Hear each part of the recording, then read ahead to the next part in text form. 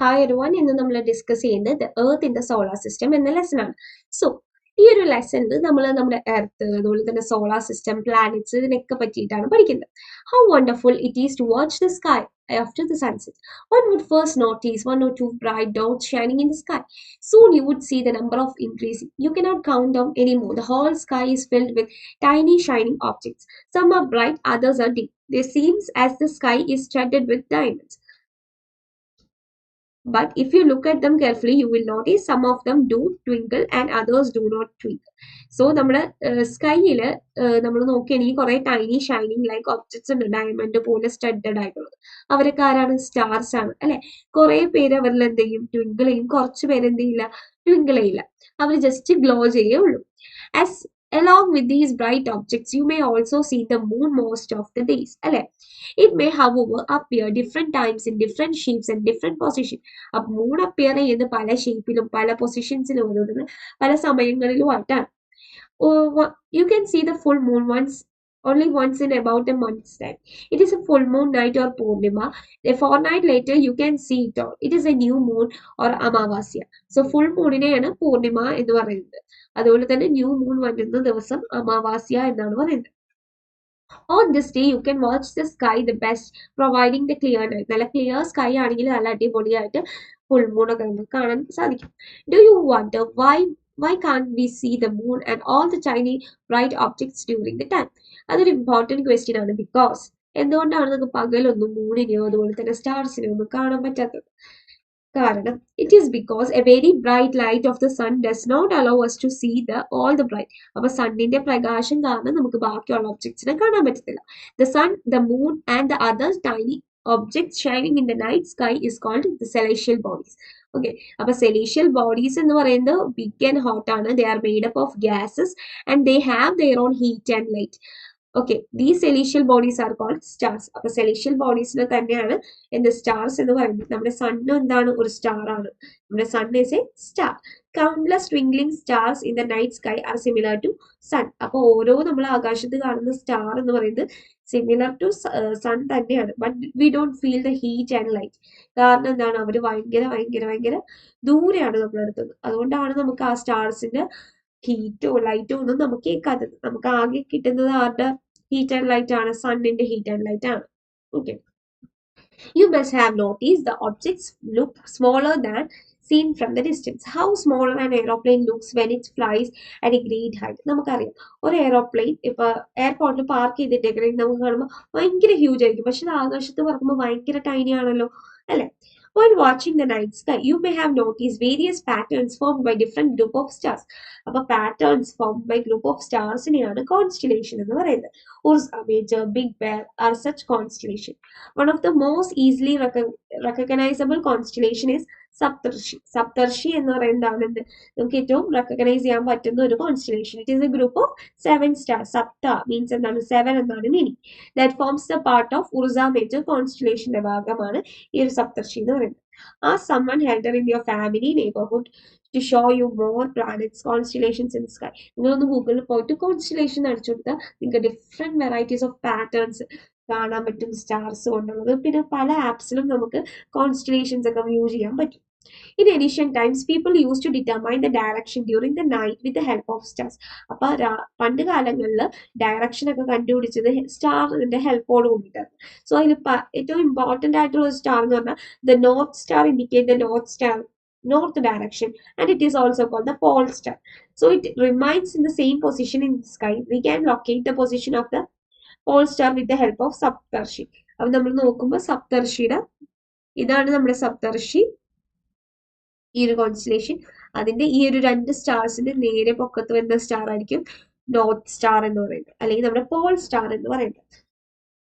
Okay, അപ്പൊ Paul star എന്ന് പറഞ്ഞാൽ നോർത്ത് സ്റ്റാർ ആണ്. അത് നോർത്ത് ഡയറക്ഷനിലായിരിക്കും ഏത് നേരവും എല്ലാ സമയത്തും എപ്പോഴും അത് ആ ഒരു സെയിം പൊസിഷനിൽ തന്നെ ഉണ്ടാവും. ഇനി some celestial bodies do not have their own heat and light. അപ്പൊ ഹീറ്റ് ആൻഡ് ലൈറ്റ് ഇല്ലാത്ത സെലീഷ്യൽ ബോഡീസിനെയാണ് എന്ത് വിളിക്കുന്നത്? പ്ലാനറ്റ്സ് എന്ന് പറയുന്നത്. They light up with the light of stars. അവർക്ക് ഉള്ള ലൈറ്റ് എന്ന് പറഞ്ഞാൽ സ്റ്റാർസിന്റെ ലൈറ്റ് ആണ്. So the word planet comes from the word planetae, which means wanderers. The earth on which we live, it gets all the heat light from the sun. So നമുക്കും ഹീറ്റും ലൈറ്റും ഒക്കെ കിട്ടുന്നത് എവിടെ നിന്നാണ്? സണ്ണിന്റെ അടുത്തുനിന്നാണ്, which is our nearest star. If we look the earth from a great distance, we say the moon will appear to be shine just like moon. അപ്പൊ കുറെ distance നോക്കിയാലും ഇത് ഷൈൻ ചെയ്തായിരിക്കും ഇരിക്കുന്നത്. The moon that we see in the sky is a satellite. അപ്പൊ നമ്മുടെ moon എന്ന് പറയുന്നത് എന്താണ്? നമുക്ക് അതൊരു സാറ്റലൈറ്റ് ആണ്. It is a companion of our moves around it like our earth moves around the other 7 planets that get heat and light from the sun. Some of them have their moons too. അപ്പോൾ കുറെ പ്ലാനറ്റ്സിന് സ്വന്തമായിട്ട് moon ഉണ്ട്. Okay, Jupiter ഈ ഒരു interesting ഫാക്റ്റിൽ കൊടുത്തിട്ടുണ്ട്.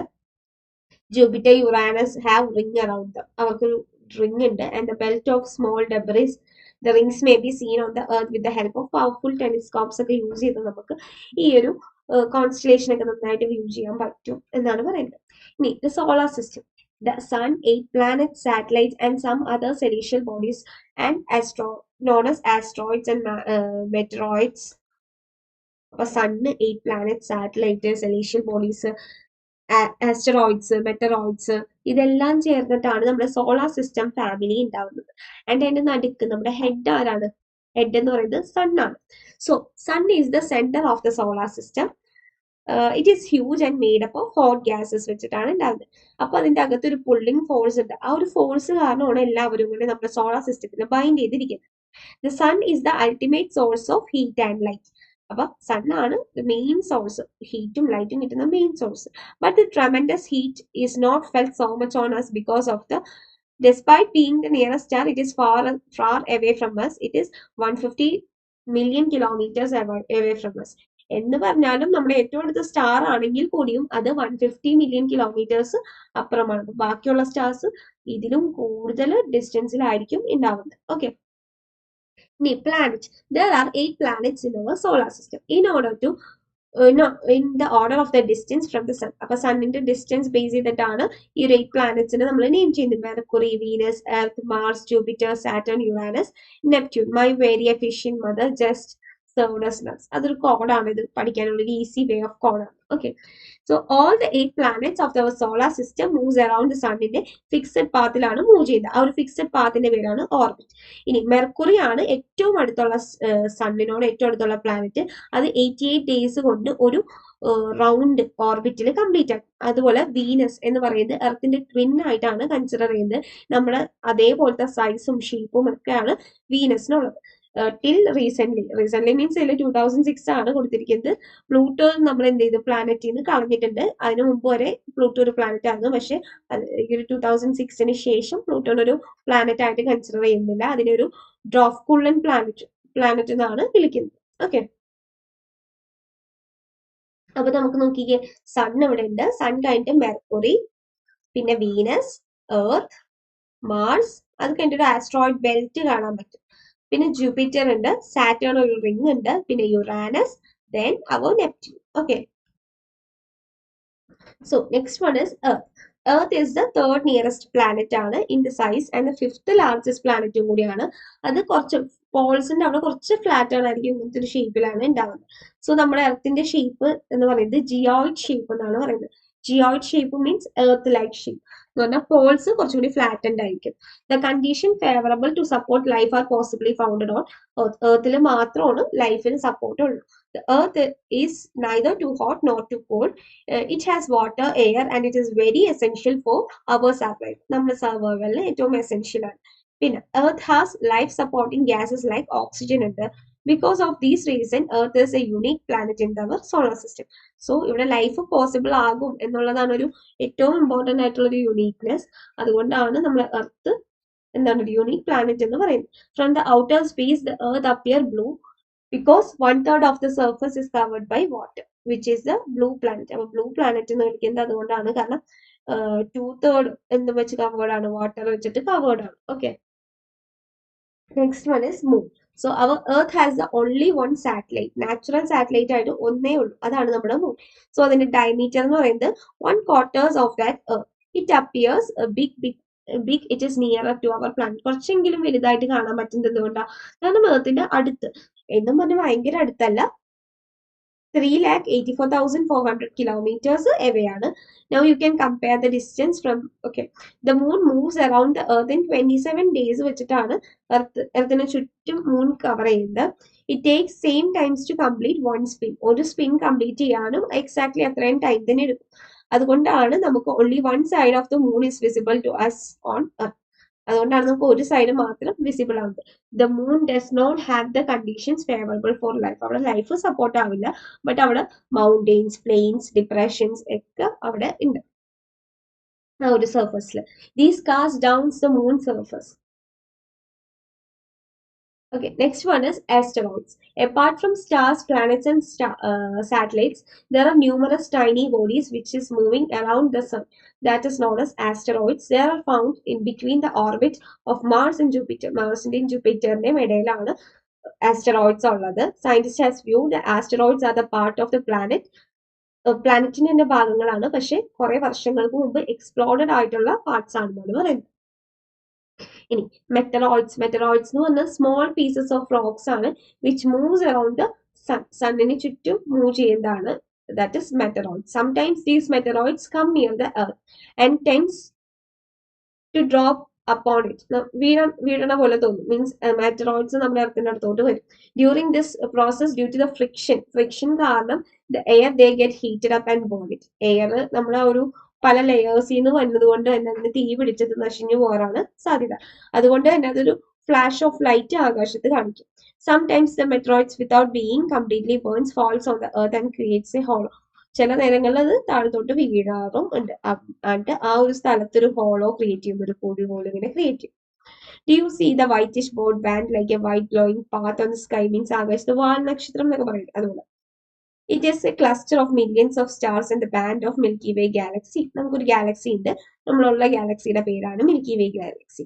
In ancient India, it was imagined to be a part of light flowing in the sky, which is known as Akashaganga. പണ്ട് അതിനെ വിളിച്ചുകൊണ്ടിരുന്നത് ആകാശഗംഗ എന്ന് ഇന്ത്യൻ സമ്പ്രദായ പ്രകാരം വിളിക്കാറുണ്ട്. കാരണം എന്താണ്, ലൈറ്റ് ഫ്ലോ ആകാശത്ത് നിന്ന് വീഴുന്ന പോലെ. അതുകൊണ്ട് ഈ ഗാലക്സി എന്ന് പറയുന്നത് ഹ്യൂജ് ആൻഡ് ബില്യൻസ് ഓഫ് സ്റ്റാർസും ക്ലൗഡ്സും ഡസ്റ്റും ഗ്യാസും പല പല ഗാലക്സീസും ഒക്കെ ചേർന്നതാണ്. ഇനി അതിനെയാണ് എന്ത് വിളിക്കുന്നത്, ഒരു യൂണിവേഴ്സ് എന്ന് വിളിക്കുന്നത്. സോ നമ്മുടെ യൂണിവേഴ്സ് നമ്മൾ ഇമാജിൻ ചെയ്യണേലൊക്കെ ഭയങ്കര വലുതാണ്. സോ നമ്മുടെ സയന്റിസ്റ്റ് ഇപ്പോഴും ട്രൈ ചെയ്തുകൊണ്ടിരിക്കുകയാണ് ഇതുപോലെ ഗാലക്സികളെ പറ്റിയും യൂണിവേഴ്സിനെ പറ്റിയിട്ടും കൂടുതൽ കാര്യങ്ങൾ അറിയാം. നമ്മൾ ഇവിടെ ആണെങ്കിൽ നമ്മളൊരു യൂണിവേഴ്സിലാണ് ഉള്ളത്. ആ യൂണിവേഴ്സിൽ നമ്മൾ സ്പെസിഫിക്കലി മിൽക്കി വേ എന്ന് പറയുന്ന ഗാലക്സിയിലാണ്. മിൽക്കി വേയിൽ നിന്ന് നമ്മൾ സോളാർ സിസ്റ്റത്തില് എർത്തിൽ തന്നെ നമ്മൾ ഏതാ, ഏഷ്യൻ കോണ്ടിനെന്റിലാണ്. അതിൽ ഇന്ത്യയിലാണെങ്കിൽ നമ്മൾ കേരളയിലാണെങ്കിൽ നമ്മൾ കൊച്ചിയാണെങ്കിൽ കൊച്ചിയിലാണ്. ഓക്കെ, സോ അങ്ങനെ കുറച്ചുകൂടി സ്പെസിഫിക് ആയിട്ട് നമുക്ക് പറയാൻ പറ്റും. പിന്നെ ഇനി നമുക്ക് ഇതിൽ കുറച്ച് ഫൺ ഫാക്ട്സും കാര്യങ്ങളൊക്കെ ഉണ്ട്. സോ സാറ്റലൈറ്റ് എന്ന് പറയുന്നത്, satellite is a celestial body that moves around the planet in the same way as the planet move around the sun. Human made satellite എന്ന് പറഞ്ഞാൽ ആർട്ടിഫിഷ്യൽ സാറ്റലൈറ്റുകളാണ്. അതിന്റെ എക്സാമ്പിൾസ് ആണ് എഡ്യൂസാറ്റ്, ഇൻസാറ്റ്, IRS എന്നൊക്കെ പറയുന്നത്. അത് നമ്മൾ റോക്കറ്റിൽ അവിടെ കൊണ്ടുപോയി നിക്ഷേപിക്കുകയാണ് ചെയ്യാറ്. സോ നീൽ ആംസ്ട്രോങ് ആണ് first man to be step on the floor of the moon on 21st July 1969. Okay, പിന്നെന്താണ്, light travels at a speed of 3 lakhs per kilometer per second ആണ് പറയുന്നത്. പിന്നെ ഓൾമോസ്റ്റ് എല്ലാം നമ്മൾ ഡിസ്കസ് ചെയ്തിട്ടുണ്ട്. So ഭയങ്കര simple ആണ്, പക്ഷെ കുറെ ഡെഫിനേഷൻസ് പഠിക്കാനുണ്ട്. ചെറിയ ചെറിയ ഡെഫിനേഷൻസ് ആണ്. ഷോർട്ട് നോട്ട്സ് ഒക്കെ ഉണ്ടാക്കണമെങ്കിൽ സിമ്പിൾ ആയിട്ട് പഠിക്കാൻ പറ്റും. ഷോർട്ട് നോട്ട്സിന്റെ വീഡിയോ വേണമെങ്കിൽ കമന്റ് ചെയ്യുക. ബാക്കി എന്താണ്, എല്ലാത്തിൻ്റെയും ഒരു ചെറിയ നോട്ട് പ്രിപ്പയർ ചെയ്യണമെങ്കിൽ സിമ്പിൾ ആയിട്ട് നമുക്ക് പഠിക്കാൻ പറ്റിയ ലെസൺ തന്നെയാണ്. ഓക്കെ, ഇതിൽ ക്വസ്റ്റ്യൻസ് വേണമെങ്കിൽ സ്പീഡിൽ ഒന്ന് ഡിസ്കസ് ചെയ്യാം. How does the planet different from a star? Planets twinkle ചെയ്യില്ല, stars twinkle. What is meant by solar system? 7 means നമ്മുടെ പ്ലാനറ്റ്സും സണ്ണും ഒക്കെ ചേരുന്നതാണ്. ആസ്ട്രോയിഡ്സും മെട്രോയിഡ്സും ഒക്കെ ചേരുന്നതാണ് സോളാർ സിസ്റ്റം. ഏതാണ് അടുത്തത്? നമ്മുടെ planets according to distance: Mercury, Venus, Earth, Mars, Jupiter, Saturn, Uranus, Neptune. ആ ഒരു ഓർഡറിൽ എഴുതാം.